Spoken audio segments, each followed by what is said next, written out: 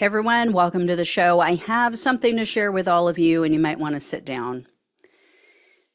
Donald Trump and his attorneys lied to the court, and the company they're using for his New York fraud bond might be a shady scam. I know, I was just as shocked as the rest of you.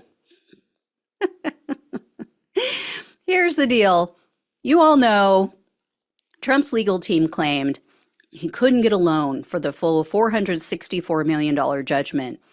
Yeah, well, that appears to have been bullshit. According to Don Hankey, he offered Trump the full amount, and he agreed to use Trump's real estate as collateral. So Hankey is the billionaire who allegedly issued this reduced $175 million bond.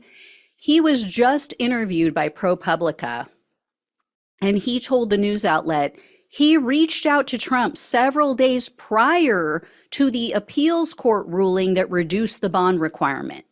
He told ProPublica, quote, "I saw that they were rejected by everyone, and I said, gee, that doesn't seem like a difficult bond to post." So in speaking with Trump's team, Hankey said he determined that Trump, quote, had the collateral, and then they discussed Trump's assets and what would be needed to, or what he would need to pledge. And then according to Hankey, he said it was left up to Trump, quote, if they wanted to do it.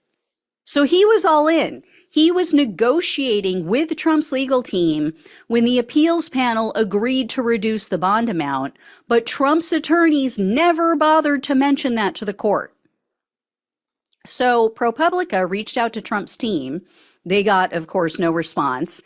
Then Hankey called ProPublica because someone from Trump's team obviously called him and got on his case. So he tried to back it up. He said, well, actually, using the real estate as collateral for the full amount would have been awfully complicated. I couldn't commit to the bond without evaluating the assets first.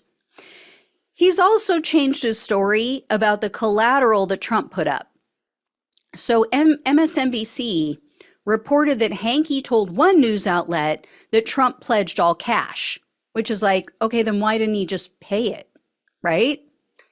Then he told another outlet that it was some cash, but also some investment grade bonds. But I can't really remember. So legal experts are saying Trump's attorneys had a duty under the rules of conduct to, quote, correct a false statement of material fact or law previously made to the court.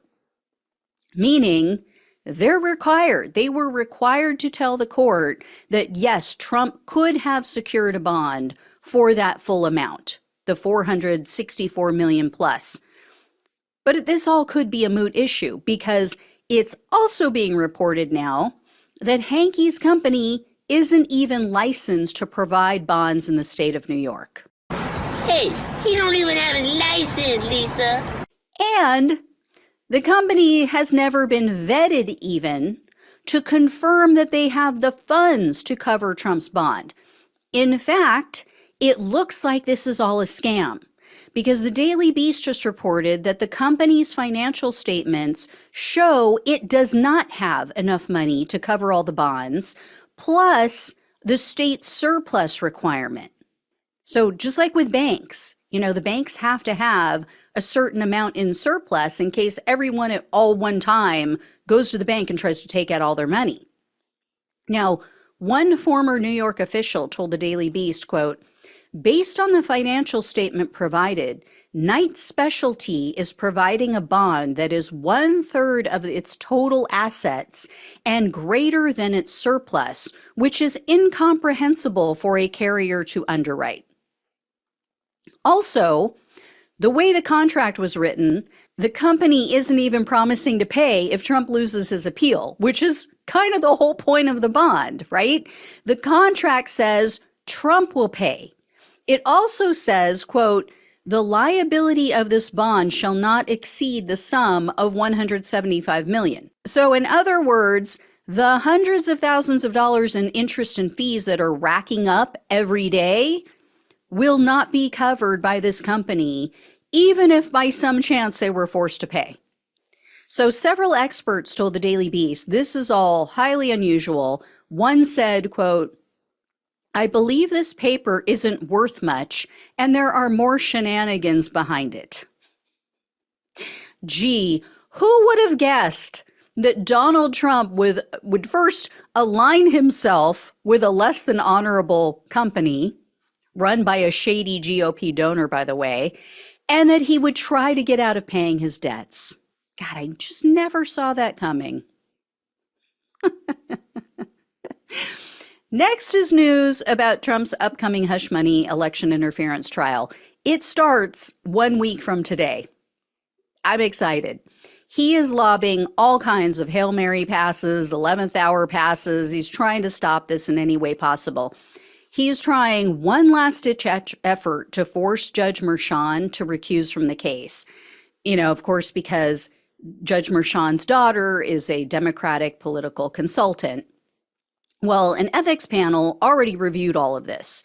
They reviewed this last year. They sided with the judge. They said this does not necessitate his removal from the case. So, you know, we'll have to see if Trump can find a more sympathetic authority, but if not, it's going to go to trial. Just in case that doesn't work, though, Trump is now reportedly planning to sue Judge Merchan for the gag order that he recently imposed.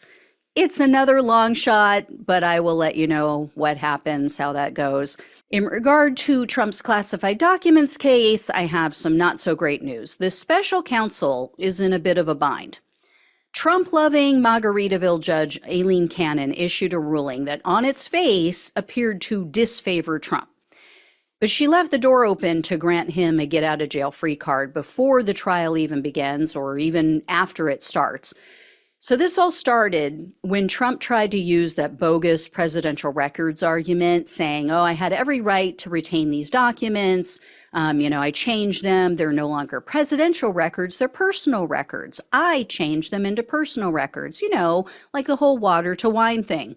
So Judge Cannon gave both sides a ridiculous homework assignment, essentially. She said basically like, hey, why don't you draft some jury instructions for the eventual jury, asking them to decide if Trump is innocent or guilty based on this bogus assumption that he has the power to turn government documents into his private records. I mean, it's like saying, why don't you draft jury instructions based on the fictitious idea that robbing a jewelry store isn't illegal at all? So the special counsel rightfully called her out on this in a court filing. Jack Smith's teams told Cannon, you need to decide if you are going to allow this as an argument, if this is going to be a defense. If the Presidential Records Act issue is, you're going to take that as serious, we need to know. We need to know what we're up against. So he put her on notice. I'm going to go above your head. I'm going to go to the 11th Circuit Court, the Court of Appeals, and we will have you overturned as we have in the past. So on Thursday of last week, Judge Cannon ruled against Trump's argument. She said, okay, yeah, Presidential Records Act. No, I'm not going to drop the case because of this, or the trial will still go on. But her ruling was issued without prejudice. So that means Trump's attorneys can bring up this same bogus argument again at the trial. And here's the real danger with this.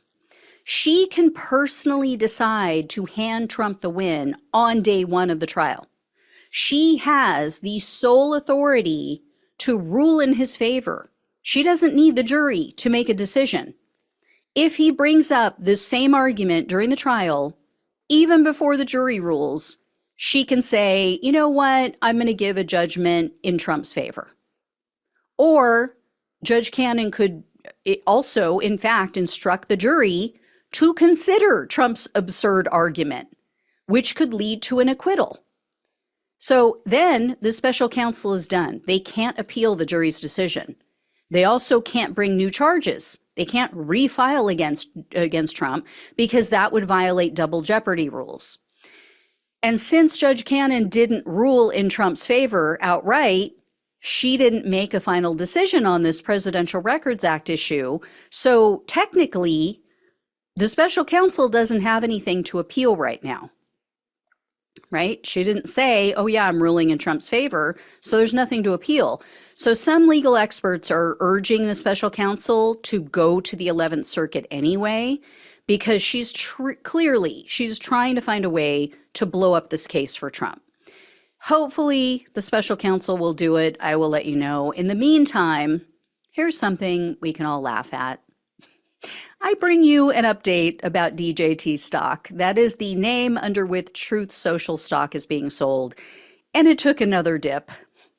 Barron's investment news outlet said last week, if this stock doesn't surge above $50 a share again, they're going to be in trouble. This is not good. This is going to go in the toilet. Well, the stock was just above $40 per share when the markets closed last Friday. And then it opened even lower. When it opened today, it was at $36 a share. Now remember, some of these fools paid $79 a share in the first week of trading. That was the high. And here's the thing. Nothing's going to change with this company. Nothing is going to make this company more valuable. Yes, Trump Media, they merged with that special acquisition company. That gave them a bunch of money, right? It gave them hundreds of millions of dollars to keep the lights on. But that money is all going to be going to overpriced salaries that I shared with you recently. It's not like all of a sudden advertisers are going to be flocking to Truth Social. It's not like, all of a sudden users are going to start popping up out of the ground like, whack-a-moles. I mean, nobody's making a mad dash to Truth Social. The people who are there, that's it, right? The only people who want to be on that site are Trump's cult members or journalists. And most companies don't want their ads popping up next to someone's crazy Q-loon uncle who just posted about bamboo ballots and the invasion of the southern border. I'm just saying, right? Plus, Truth Social was supposed to be a place where you could go and you could post without censorship. It was the free speech platform, right? It was supposed to be the rights version of Twitter. But then Elon Musk blew that whole thing up. He bought Twitter. He did the same thing with Twitter. And now, that's it. I mean, Twitter already had a huge user base, and Truth Social is irrelevant. And so they're talking about, we're going to add video. We're going to compete with YouTube and TikTok. The right already has Rumble and DLive. And neither of those has the stank of Trump on them. So I don't see how that's going to benefit anyone. So unless Trump has a lobotomy, unless he starts appealing to more than 25% of the country, Truth Social and its stock will never be worth much of anything. And for anyone who's saying, 25%, that doesn't make sense. He's much more popular than that. Do the math. There are over 330 million people in the US. Trump got about 74 million votes in 2020. So it's actually less than 25%. I'm being generous. It's not even 25%.